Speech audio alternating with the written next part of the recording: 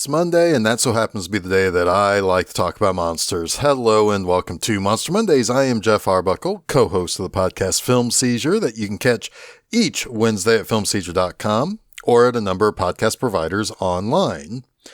Many moons ago, I talked about the movie Q the Winged Serpent on this show. For the first time since, I thought it would be good to return to the filmography of Larry Cohen. Cohen was a pretty interesting guy. He started off as the writer of blaxploitation films like Black Caesar and Hell Up in Harlem. By the way, both of those starred Fred Williamson, and both are pretty good. But later on, his real claim to fame emerged as he went into making horror films. And that started in 1974 with It's Alive, a movie I'm sure will someday get its due here on this show. In fact, there's quite a few of his other horror films that would fit right in here at Monster Mondays. But curiously, one of the things that almost makes it a typical Larry Cohen film is that his horror movies often have a police procedural element to them. So you get a little bit of monster flick, you get a little bit of a cop drama, and sometimes you get some other things mixed in. And that's certainly going to be on display this week. But anyway, instead of going with the Monster Baby movie or the monster movie about the marshmallow fluff treat that consumes people, or the movie about the scary cop, or the comedy about the werewolf teenager, I decided to go with this movie, God Told Me To. So, does that mean that this week's movie monster is God? Well, yeah, it kind of does. Cohen's primary influence to make this movie is the Bible. Yeah, imagine that. A movie called God Told Me To was inspired by the Bible. Now, I'm not even joking. Cohen said that the God of the Bible was one of the most violent characters in all of literature.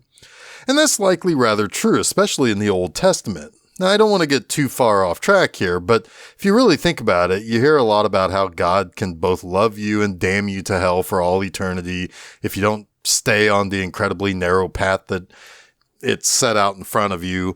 But you have to deal with these commandments to follow, but sometimes those can be a little squicky when it comes to, say, thou shalt not kill, unless you are going off on a religious crusade against another group of people, or you need to punish someone for something that seems really weird, like wearing wool on a Thursday afternoon while drinking wine that's been cut by water from a freshly squeezed fish. You get what I'm saying. It's all weird stuff in there, right?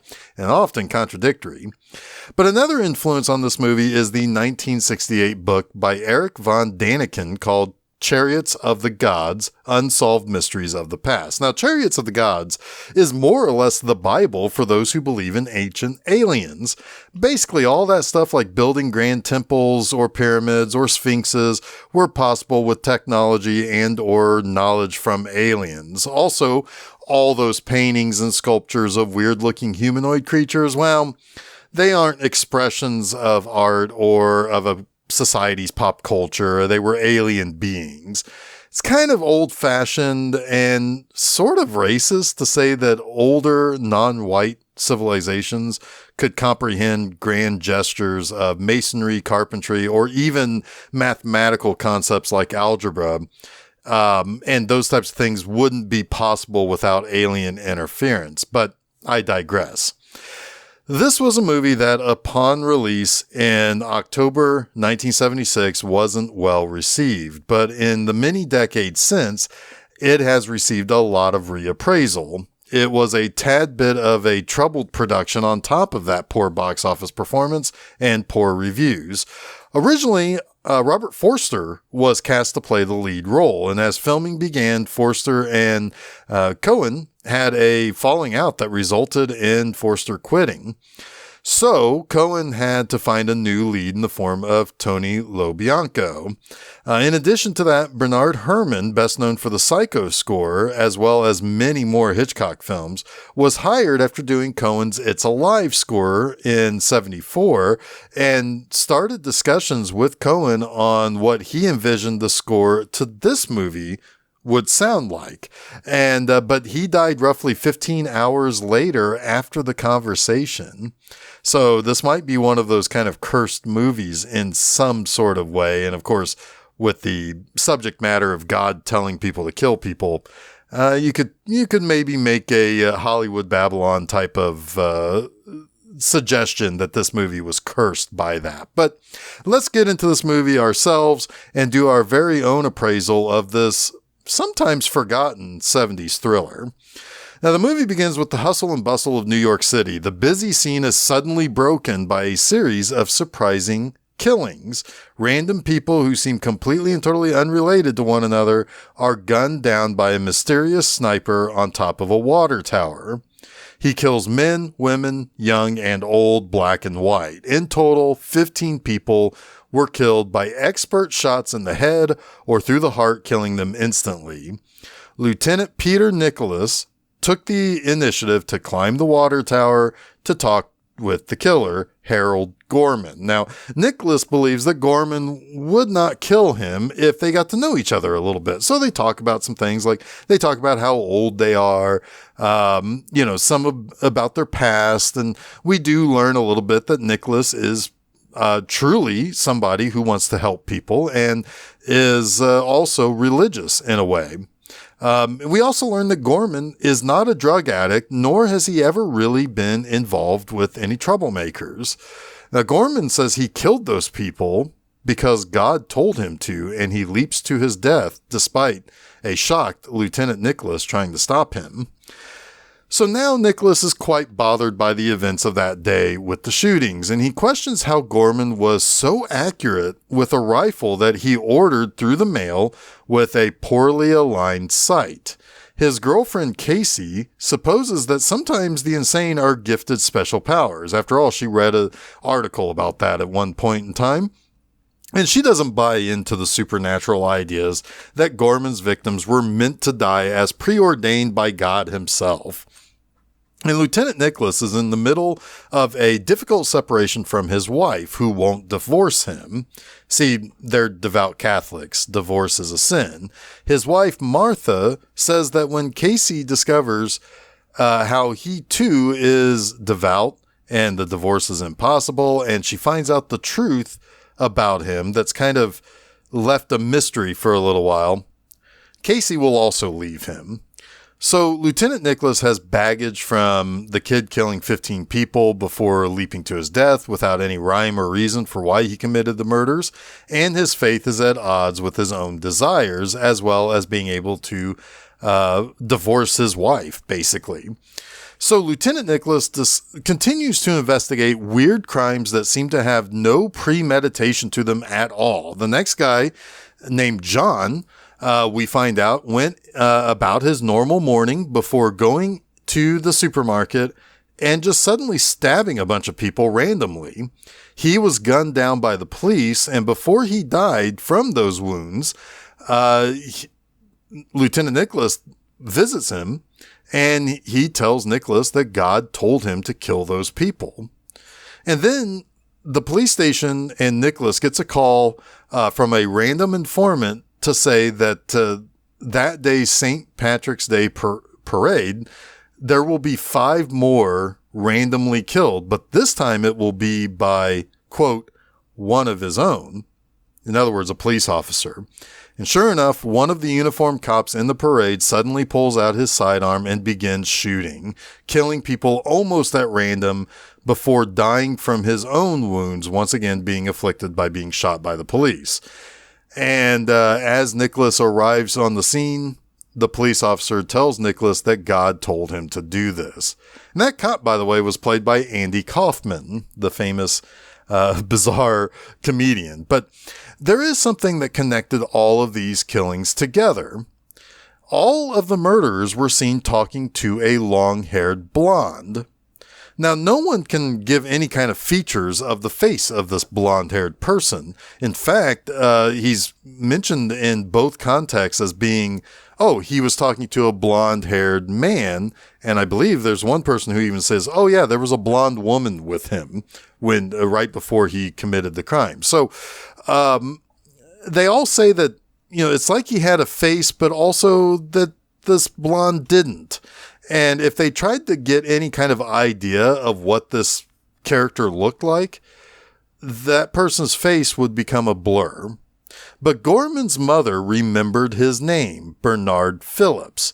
And Phillips has no record and is seemingly squeaky clean, but oddly, almost as if he never existed at all. When Nicholas goes to visit Mrs. Phillips to ask some questions, she attacks him with a knife, and as they fall down the stairs of the apartment building she lives in, she is fatally wounded. She tries to tell Nicholas that God told her to attack him, but is not able before dying. And at the morgue, the coroner tells Nicholas something surprisingly, that she was a virgin. The doctor who delivered this Mrs. Phillips baby, in fact, Mrs. Phillips wasn't Mrs. anybody. She was never married. But Nicholas discovers she gave birth to a baby that has both sexes. But when she referred to the baby as a he, the delivering doctor opted to gender and sex the baby as a boy. Mrs. Phillips also claimed to have been abducted by aliens. So Nicholas plans to prove that Mrs. Phillips was indeed artificially inseminated the night that she made a report that she was abducted by aliens and transported hundreds of miles in 30 minutes. And the time of the birth of her baby would have checked out with that. Now, Nicholas's superiors really don't want him following these threads. They think that he's driving himself nuts. But Nicholas purposely leaks the "God told me to" line from each of the murderers to the press. Casey then is questioned by Nicholas's superiors and colleagues at the police station, and we learn that during this interview that he also was adopted from a Catholic orphanage.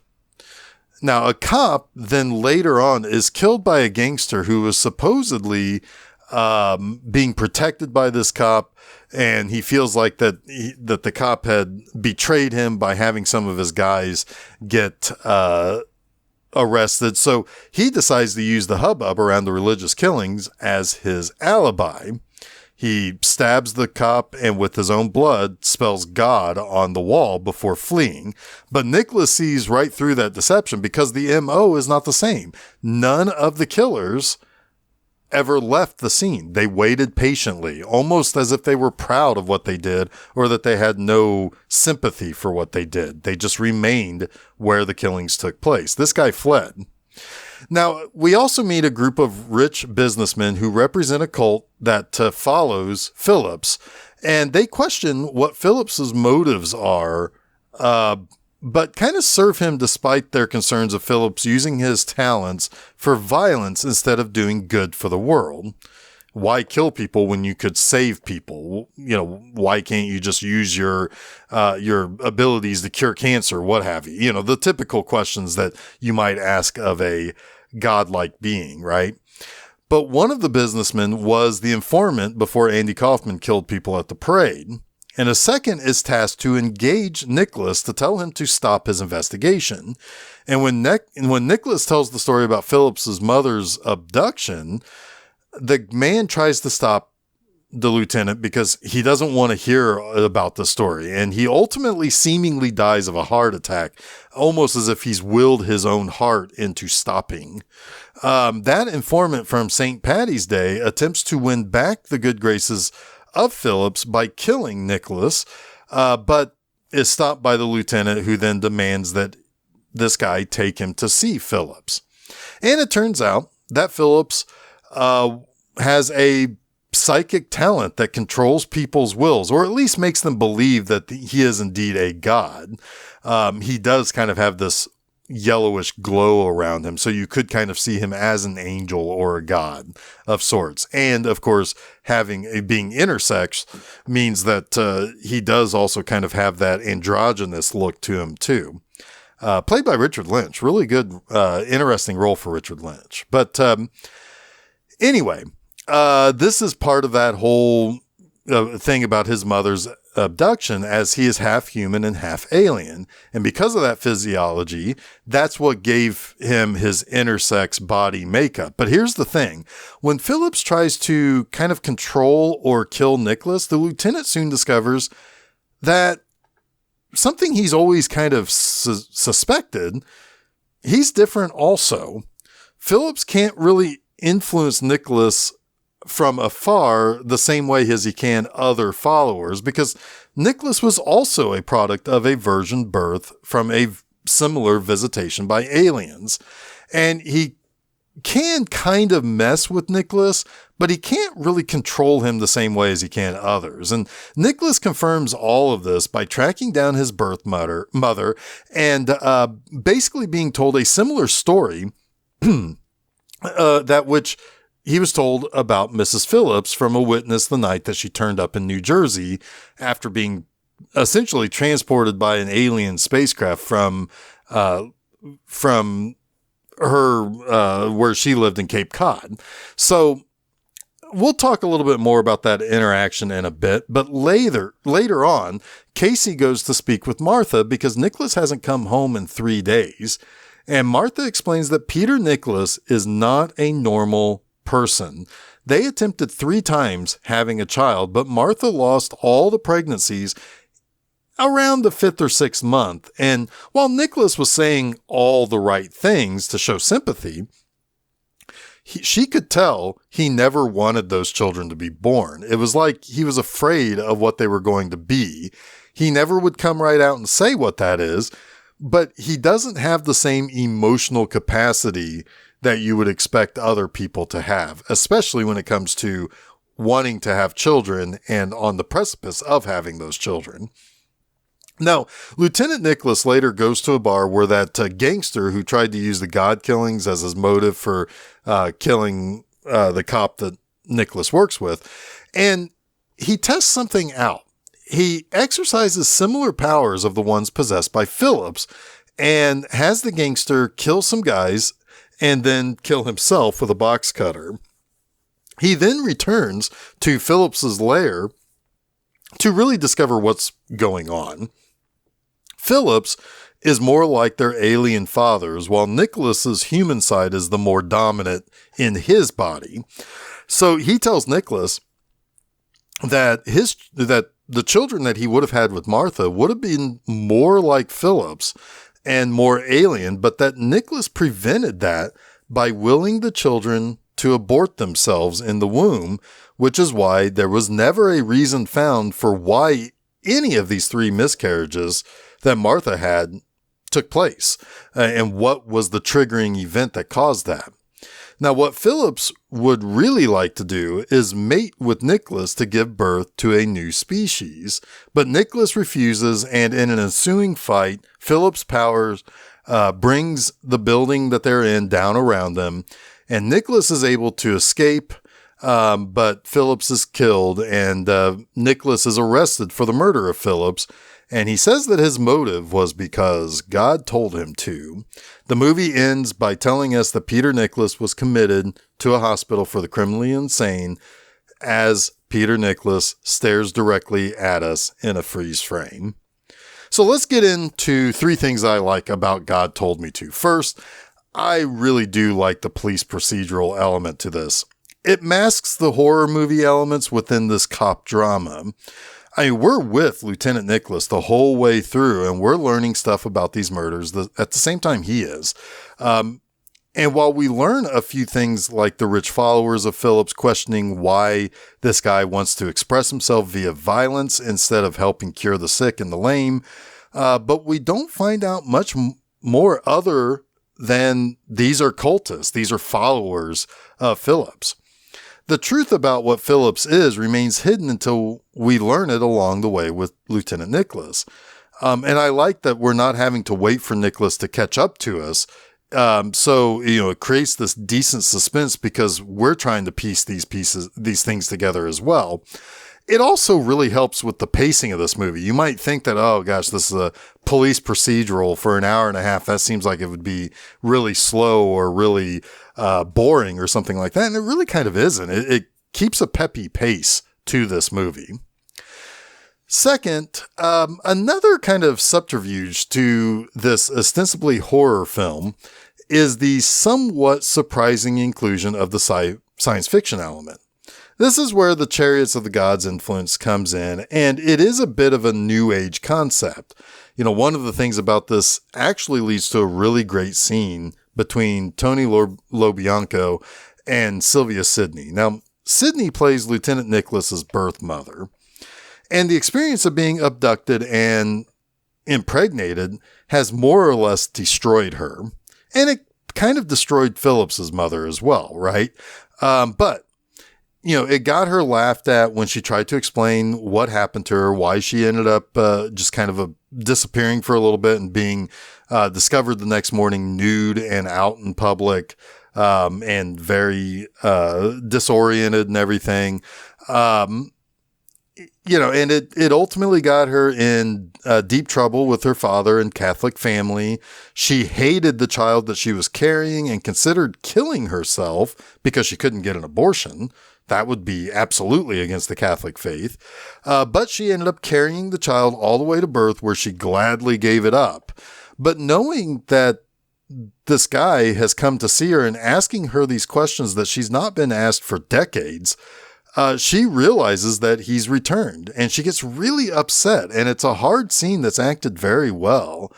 While that makes the scene so good, what makes the scene so good isn't directly tied to that science fiction element of the movie.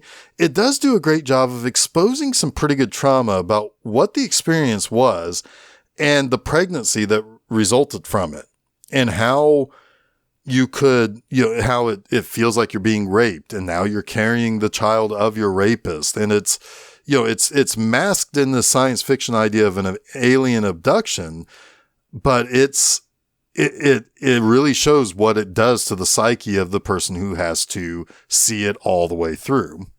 But what's more, the scene does a really good job of blending the concepts of radical faith and fantastical tales of alien abduction, and how both result in the same mockery from the public, even if they buy either concept or both concepts themselves. You say, well, I believe there's such a thing as aliens. I wouldn't be surprised if aliens have visited us or whatever. And then somebody says, well, you know what? I was abducted by an alien. And you would immediately disbelieve that. If you are deeply religious and deeply faithful, somebody saying that they feel like that they were, born for a specific purpose, that you might, and if somebody was to say, well, I was given certain special powers, there would be a lot of people, even if they have a relatively deep faith, would immediately discount that.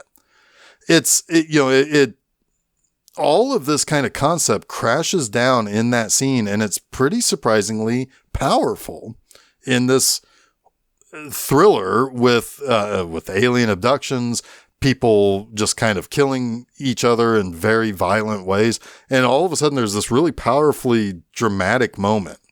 Sylvia Sidney is best known, so she's playing the lieutenant's real mother in this.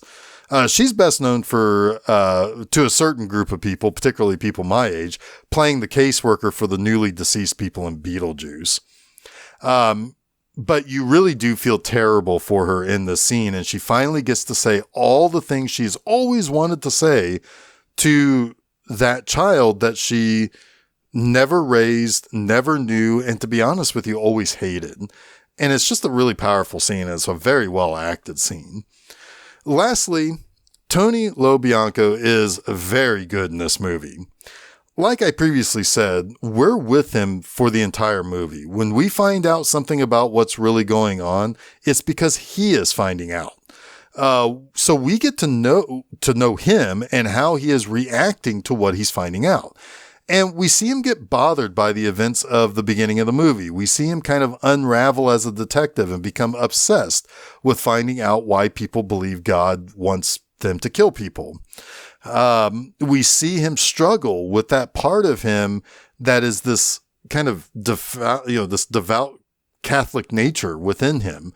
It's not really an over-the-top performance. He's most of the time fairly mild-mannered, or at least very even, and it's a lot of subtlety that he uses throughout this movie.